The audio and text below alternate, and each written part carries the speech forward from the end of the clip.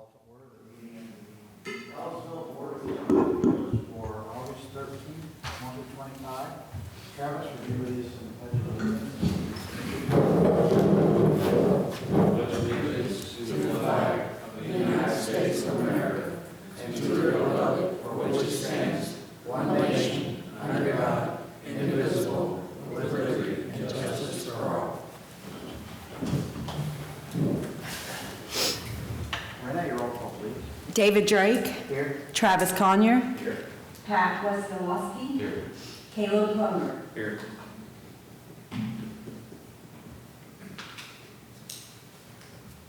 First item on our agenda is approval of the minutes for our May 14th, 2025 meeting. So moved. Second. All those in favor say aye. Aye. Opposed? Motion carries. Monthly conflict of interest statement. Does any member of the board have a conflict of interest with any of the issues on our agenda this evening? Seeing none, our first item of new business is request for a variance from development standards to waive the landscaping requirements in the Unified Development Ordinance, Section 4.5K1 for the Harmon Farms Phase 1 subdivision. Petitioner Harmon Farms Developments, case number PC 25-08. Denise? Good evening. Thank you for your patience with Zoom. First on the agenda tonight is a development from a variance from development standards for landscaping for Harmon Farms.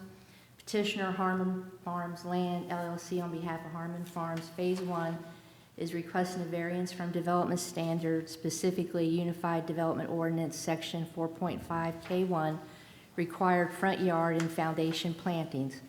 Harmon Farms is zoned Commercial 1. Previously, the BZA approved a special exception to allow single-family detached and attached in the Commercial 1 zoning district. The required front yard and foundation planting requirements are based on the zoning district and not the zoning use. Per the UDO for C1 zoning, the minimum plantings required per 100 linear feet are 2 canopy trees, 4 evergreen trees, and 6 shrubs or ornamental trees. Minimum foundation plantings required per 100 linear feet of building is 6 shrubs or ornamental trees. The UDO, however, does not require minimum plantings or foundation plantings for Residential 1 or Residential 2 zoning districts. As you are aware, Harmon Farms is a mixed-use village center that aligns with the comprehensive plan. Over the past several months, the BZA has granted several variances to accommodate the mixed-use residential in Phase 1 of Harmon Farms. Petitioner has created architectural landscape guidelines which have been recorded, and I will let him explain his guidelines. Planning and the petitioner are in the process of establishing a building permit process. The builder will submit plans that meet the petitioner's architectural guidelines and will have a sign-off for the same. Along with the building permit application will be some type of submittal for landscaping, and we are still working on that. The petitioner's request for a development standard variance is the only item to be considered by this Board of Zoning Appeals. In taking action on all variance requests, the Board of Zoning Appeals shall use the following decision criteria consistent with the requirements of Indiana Code. Number 1, the approval of the variances from development standards will not be injurious to the public health, safety, morals, and general welfare of the community. Staff finding, approval would not cause any significant problems in relation to public health and safety. 2, adjacent property, the use or value of the area adjacent to the property included in the variance will not be affected in a substantially adverse manner.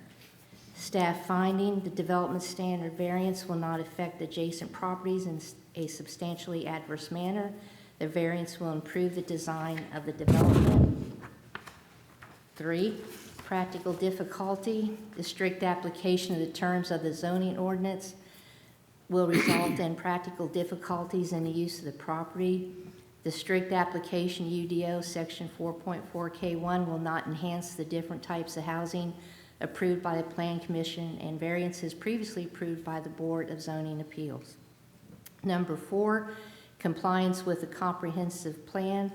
The variance request is substantially in compliance with the existing comprehensive plan. The variance from development standards will enhance the mixed-use residential and the village center concept as outlined in a comprehensive plan.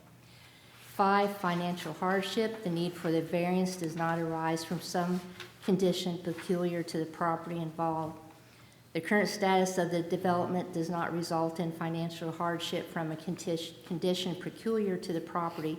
However, it will result in financial hardship as the landscaping required by the UDO does not take into consideration the variances from development standards for lot sizes and other considerations previously approved by the Board of Zoning Appeals and the Plan Commission. 6, compliance with other town codes. The variance request is substantially in compliance with other town codes. The property is currently in compliance with all other town codes. The Board of Zoning Appeals action shall be in the form of approval, approval with conditions, denial, or continuance. The Board of Zoning Appeals takes final action on all variance petitions. The purpose of a variance is to provide relief in situations where the land or other condition offers resistance to meeting a particular zoning regulation through no fault of the occupant of the land. Therefore, based on the above analysis, it is of staff opinion that the variance meets all requirements and therefore recommends approval of the variance request. The board may approve the variance if, after testimony and discussion, it finds that the request meets all 6 of the stated requirements. If the board denies the variance, it shall state which requirement has not been met. And that's all for me, and petitioner is here if you have any questions.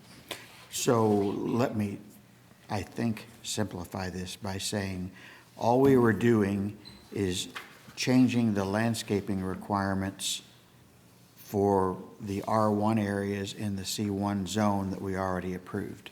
Correct. At this time, the petitioner is only developing Phase 1, which is all residential, but as you know, both Plan Commission here, he has some alley load property, there's going to be some townhouses, and the landscaping requirements in the C1 zoning district just really don't apply and would look out of place because, as you know, some of the variances narrowed the lot width and the lot size. So, and it's per 100 feet, so they'd be a little off. Does anybody on the board have any questions for Denise before we hear from the petitioner? I don't. Okay, it's all yours. Good evening, I'm Chris Smith. I'm the developer and owner of Harmon Farms Land, LLC. Thanks for hearing us tonight. This is just a product of all the other conversations we've had in that we're putting a residential use in what is a blanket C1 zone. Mr. Drake nailed that. And when looking at the C1 zone code, it's not possible to put it in, so that's why we're here. And we will be putting in great street trees per the residential code, and we do have, this is what we call our pattern book. It's part of our covenants. It's a large document that covers how houses have to sit on the lots, and it includes a landscape section which requires street trees and actually some foundation plantings, depending on if you're in a corner or on an infill lot. So we're going actually above what your current residential code is, but below what your current commercial code is. So it's kind of a balance. So with that, I'd appreciate an approval. I'm happy to answer any questions. I do have one question, David. Okay. What's gonna happen in the future? Are we gonna be doing this every time? So that's a good question because I was thinking about that way over here. Our village center is styled after an old downtown like Spencer or Bloomington, okay? That's the way it's set up. Your code was written for strip zoning in my mind, meaning a building standalone, setback, parking in front of it along a street, and you wanted buffer on the street and then buffer in front of the building. We won't be able to do that in our downtown, but that's a year or so away. I will probably be back for our commercial downtown, but we'll come back with a landscape plan for that will meet the requirements of your master plan or your Envision Ellettsville plan, which the UDO doesn't quite grasp with what we're trying to do here. So we're kind of the guinea pig and we're working through it. And Denise has been great and we're being very cautious of how your UDO is written to make sure we meet it. And if we don't meet it, then we come talk to you. So the answer to that question is yes. We'll probably be So back. at this Yeah. time, all But it's he gonna has, be, yeah. sorry, at this time, all he has platted that's even come before the plan commission is phase one. Yeah, we'll be back to town council and plan commission for the rest of it as we get it going. We should just pencil him in now. And we were curbing today, we've got asphalt on half of it, and we're hoping to file for some building permits here next couple weeks to get some things started this fall. Exciting to see some houses go in there. Okay, any more questions? Yeah, does the code outline the type, variety, or species that you guys put in, or do you guys have that? Well, we follow we follow your planting guidelines, and I love hard maples, I love the fire maples. That's what I plant in my other neighborhoods, and we'll probably head down that road, probably some oaks here and there, just depend. But whatever your code allows is what we'll follow. Your shrub and tree requirement, whatever you allow is what we use. So the UDO specifies all the species they cannot plant. And then so what happens when they submit their grading plan, and also for the primary plat, they'll have a tree list, and we'll go through and look at it and see if we agree. Sometimes nurseries email us and said, this is what we're looking at, but we have to do substitutions. Are you okay with it? And so DPW takes a look at it as well, because, you know, they're the ones that have to deal with a lot of the items in the right-of-way, the trees and landscaping in right-of-way, so. Yeah, and I'm sure most of those are, or all of those are gonna be just primarily native species and. Yes. Yeah, mhm. I mean, they had no invasive or anything, I'm sure, Yeah, we just want a little, like the ornamental pears or. No Bradford pears, I won't allow it, no. don't even mention that. Okay. So, anyway, what I'm trying to say is we approve what will go in. Okay, any more questions? Seeing none, I will make a motion that we approve the request for a variance from the landscaping requirements for the R1 areas of this development Phase one. as phase one as outlined in case number PC 25-08. I'll second it. Okay, we have a motion and a second. Roll call, please. David Drake, Yes? Travis Conyer, Yes. I'm sorry, was there any public comment? Okay, go ahead. David Drake, Yes. Travis Conyer, Yes. Pat Wesolowski, Yes. Caleb Plummer. Yes. Thank you. Thank you. Okay, the next item on our agenda is a request for a variance from development standards to reduce the west front yard setback to 9 feet 4 inches and the east front yard setback to 3 feet 10 inches from the property line at 724 South Deer Run. The petitioner is Kenneth Long. It's case number PC 25-07. Denise? Second on the agenda tonight is a petition by Kenneth Long for a variance from development standards to allow a carport within the front yard setback established by the Unified Development Ordinance. Parcel is located at 724 South Deer Run. Petitioner has already installed a 22 by 30 foot carport equal to 660 square foot on his driveway. Carport is located within the front yard setback that's required in residential 1 zoning in the Unified Development Ordinance. West side of the carport is 9 feet 4 inches from the property line, and the east side of the carport is 3 feet 10 inches from the property line. The petitioner has not been assessed a fine for installing the carport without a permit because they're appearing before the BZA. Petitioner's request for development standard variance is the only item to be considered by the Board of Zoning Appeals.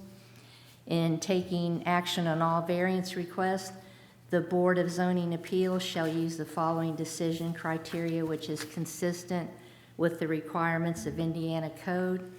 Number 1, general welfare. The approval will not be injurious to the public health, safety, morals, and general welfare of the community.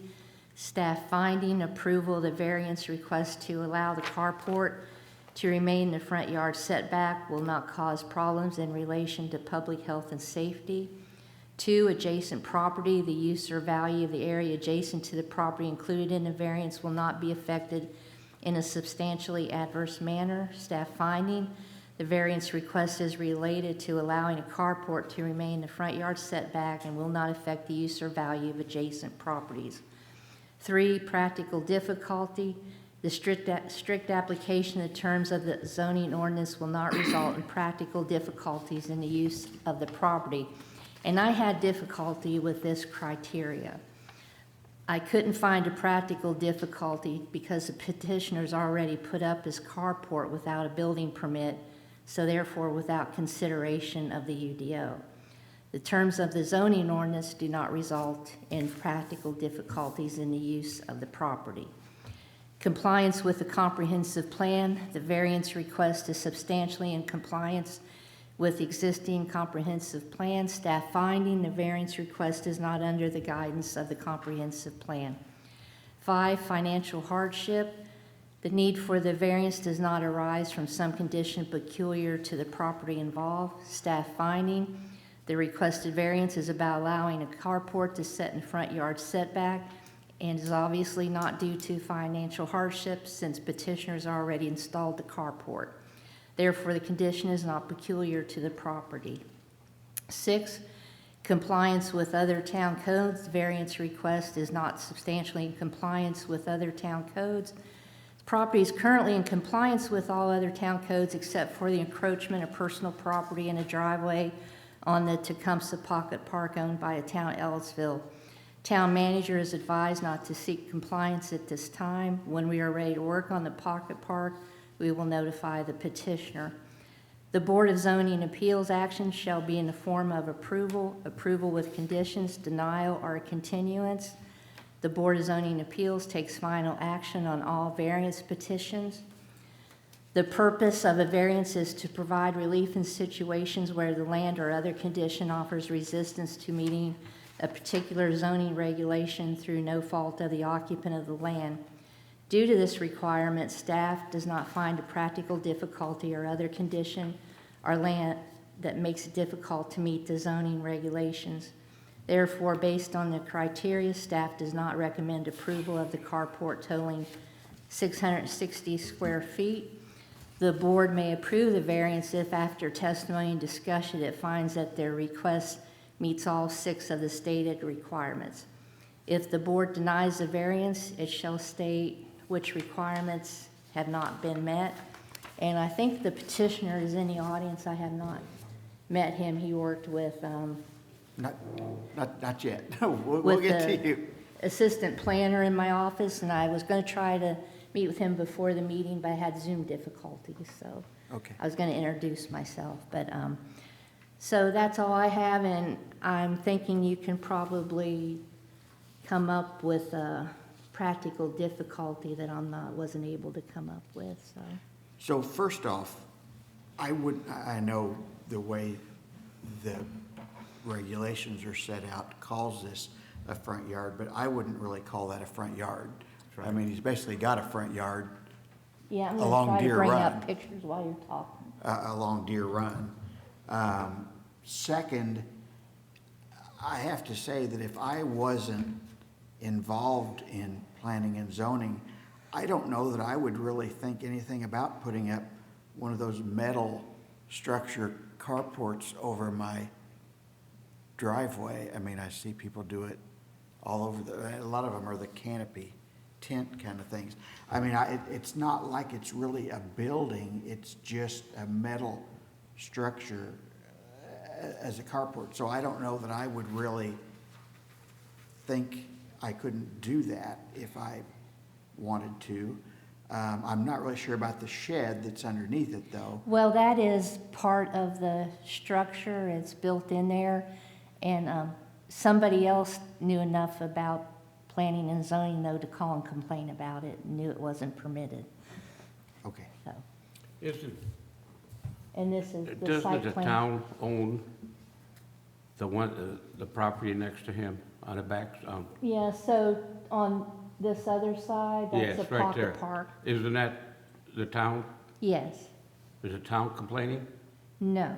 Okay. Not yet. Not yet. Not yet. That's been there a number of years, but our UDO states you can't bring anything forward if there's an existing violation.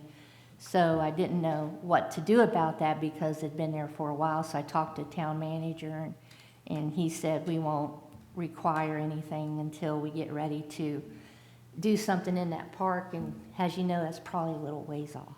I agree with David. This don't look like a front yard to me. Matter of fact, I just went past it yesterday, and it seemed like it's always been there. I mean, I didn't see anything new.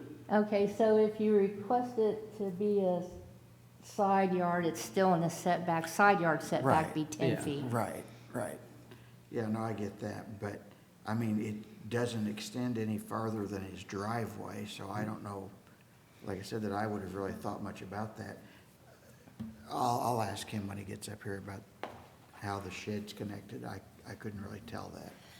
Yeah, our building inspector went and looked at it, because I wondered if a separate permit was required, but to me, it looked like it was less than 99 square feet anyway, which is our minimum requirement for accessory dwelling unit or accessory structure. It has to be 99 square feet or more. And he said, oh, that's connected to it. He said it's part of it. Okay, but, so the shed would be allowed then under code? Yes. Okay, But it would have, yeah, because it would meet the setback, because it's further. because I have a back. shed about that size, and I didn't get a permit when I put it. Well, in if it's under 99 square feet, you don't. Okay. But thanks for letting us know. Yeah. Okay, so does anybody have any questions for Denise? Was that the biggest problem with it, is that it was unpermitted? Yeah, the assistant planner and I discussed it, and we felt that if he had come in to have it permitted, we could have prevented some of it, or maybe he could have gone with a smaller carport, and if he couldn't, he could have said, well, can I get a variance, and we would have accommodated him, so. But that was the biggest problem, the carport. So the shed and then the roof system above the shed, is that the existing and then just the lean-to carport is what's added? Or is the whole Well, deal? he can probably explain it better, but he said it's all part of one structure, that's built into it. And what makes it need a permit is the roof of the carport. So you could build a carport without a roof and it'd be okay, huh? Yeah. Wouldn't be much use in that. Okay, anybody else before we hear from the petitioner? Okay, now it's your turn. Come on up and state your name and sign in on that sign-in sheet up there. Now, technically, you only have 3 minutes, but we're not real busy tonight, but try not to take forever. Yes, sir. My name is Kenneth Long, the owner of 724 South Deer Run. And I put the carport up out of ignorance. I thought it was a carport in the driveway that existed, that I didn't require me to do anything. But now I know otherwise. It is one structure. The majority of it is carport, with the back west corner being where the storage area is.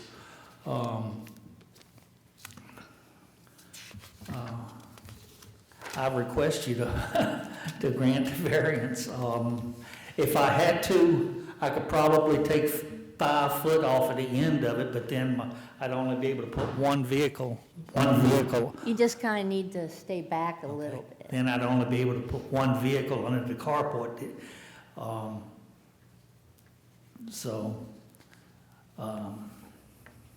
Really, it needs to basically stay like it is. Yeah.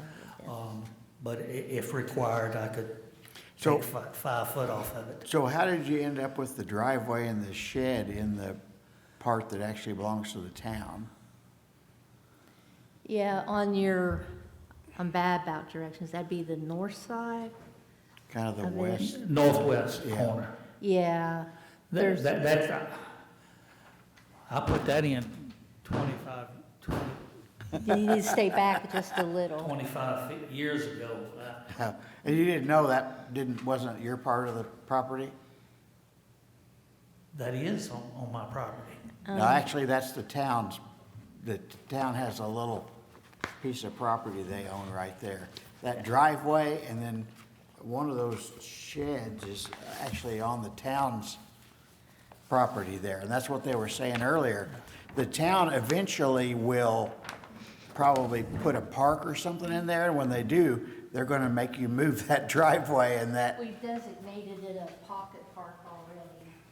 So, this is your property line. There's probably a little difference with the GIS, but this is what we're talking about. Right, That's our land.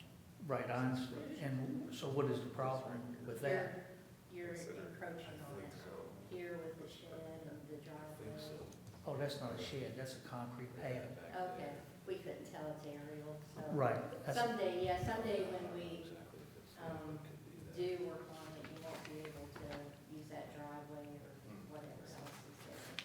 Right, but that is not a shed, that's a pad. Yeah, Okay. it's half on your property and half on ours. Right. But we're not dealing with that tonight. I just wanted you to understand, to know that Right. someday you may be hearing from the town about that. Does anybody have any questions for Mr. Long about his petition? I think it looks good. So here, this may explain the shed a little better. Okay, yeah, I see now. I drove past it, but I couldn't really tell. I didn't want to just stop and get out. Did you have a question? Yeah, is that a kit? Did you purchase, or did you have to like purchase the materials to lay out your own design parameters there? I laid out the design, but the company that's up near Arby's, that Oh, yeah. they installed it. And they probably didn't tell you should have had a permit either, did they? I can tell you they never do. Well, that's another thing. If I had a company come and do it, I would assume that they knew what they were doing Right. and that they would have told me if I needed a permit. Yeah, you'd think so. They would be the ones. I mean, When did you build that? When was the carport built? Oh, May, June timeframe Of last year? this year. Or this year? Oh, okay. I thought it had been there a long time. It looks like it has, looks like it's been there. It's just- Well, I could have put it back where, I thought 20 foot. Well, see, the road curves. And on one corner of it, the part that's got the little shed on it, it's 20 feet from the edge of the road. But the road curves, and it goes towards the east. It drops back to 15 foot. So it's a 5 foot. Yeah, it's a weird lot, and Yeah. I'm going to say that the practical difficulty is the shape of the lot and the layout. Was that the answer we were looking for? Yes, because I have to go by the UDO code. Right, so- but we can do whatever we want. Yes, you can. Within the law, within the law. But I need you to repeat that so I can write that down. I'm going to say that the practical difficulty is the layout of the lot and the street and the fact that the driveway accesses off the side of the house as opposed to the front of the house. If that makes any sense. Yes, it does. Thank you. Does anybody have any more questions? Nope. Seeing none, I'm going to make a motion. I just make the motions myself now because it's quicker that way.